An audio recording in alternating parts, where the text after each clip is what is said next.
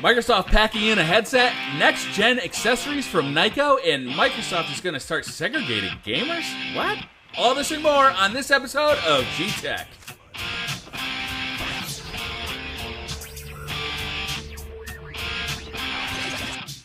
What's up, guys? I'm BriarRabbit, and I have spent a ton of time on this channel talking about the Xbox One, its headset compatibility, and whether or not a new headset will be included with the new console. Microsoft has said that the Kinect will be the voice communication system of choice for the Xbox One, and I do not like this option at all. The voice quality is sure to be terrible. You cannot have a microphone 8 feet away from somebody and expect it to sound good. You'd have to have a very, very good microphone to do that. And I don't want to listen to a bunch of people talking to a microphone that's 8 feet away. Also, I don't want a bunch of racist 8-year-olds screaming obscenities over my TV speakers in my living room. This is something that has been confined to my headset, and I just don't want to have it over the surround sound or the TV speakers. It doesn't make sense to me. A headset makes much more sense to me. So a new rumor has been floating around, centered on the official UK distributor for Microsoft, named Gem. Gem apparently now lists the headset as being included with the Xbox One. Now, this initially made me very excited. If they decided to include what is sure to be a $20 headset with the Xbox One, this makes me very happy because it will give players the opportunity to use it instead of just using the Kinect. And also, it'll make it much easier to just pop this thing on and hear the other players just in one ear, just like the current Xbox 360 headset.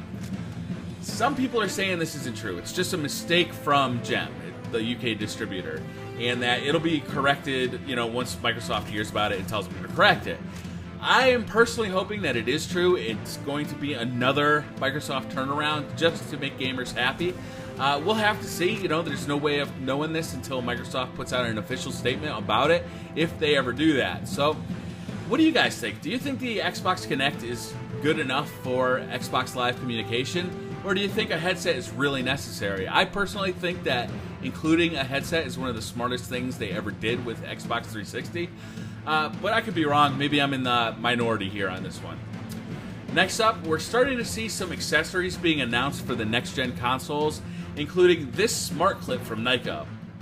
This little contraption appears to be a mounting adapter to attach your smartphone to your Xbox One or PS4 controller. I can't really imagine a use case for this, but I know Xbox One has talked a lot about smart glass and being able to incorporate the second screen or second display into your gameplay. Again, aside from just being able to quickly glance at a map or your inventory, I don't really yet see a really good use for this, and I certainly don't want this cheesy piece of plastic hanging off of my controller. I actually read a report that a report of somebody who tried it at E3, and their smartphone actually fell out of the clip and fell onto the floor. So that doesn't really give me a good first impression, but we'll have to see. Maybe this thing is going to be all the rage. Maybe the second screen stuff is going to be really important to the next gen console experience. At this point, I really have my doubts. Similar to the Wii U right now, it doesn't get used that much. The second screen on the controller, and I don't know. I just don't see a great deal of use case scenarios for a second screen. Maybe using it as a remote to switch from ESPN to MTV on your Xbox One. I don't know. So moving on. Oh, also, Nyko also announced a charge base for refilling your controllers with much needed electricity. So that's nice. It's always nice to have a way to charge multiple controllers. And they also announced a headset adapter for the Xbox One. I'm going to put that headset adapter up on the screen. This is an early version of it. Nyko said that this thing is just in testing right now, and that they haven't announced if they're going to actually release this thing, but what it is right now is an analog input to an HDMI digital signal, and it's unclear how this will help.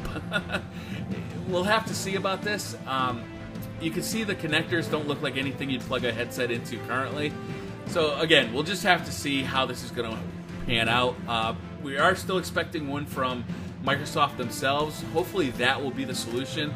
This Nyko one, it's really unclear to me what this thing is. if they do end up selling it, I will definitely buy one to test it out and let you guys know what I think.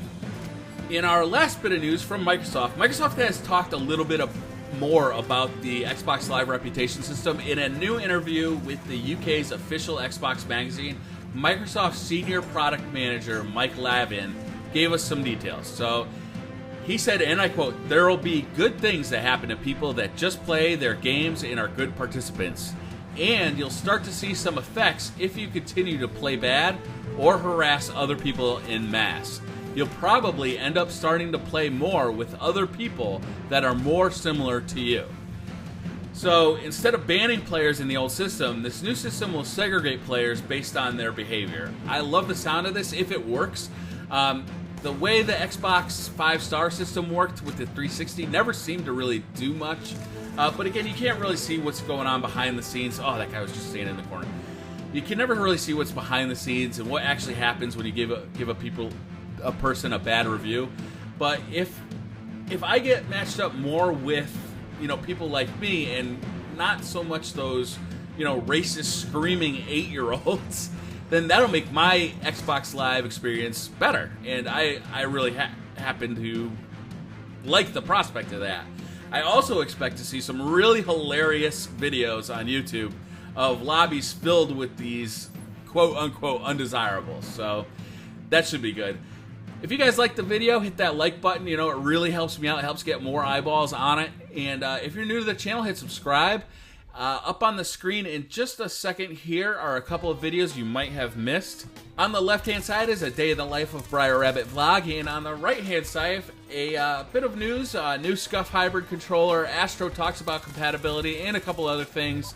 I named it G-Tech. I'm not sure what the name of the series is going to be yet. Well, bear with me on that one. I'll see you guys in the next video. Thanks, bye.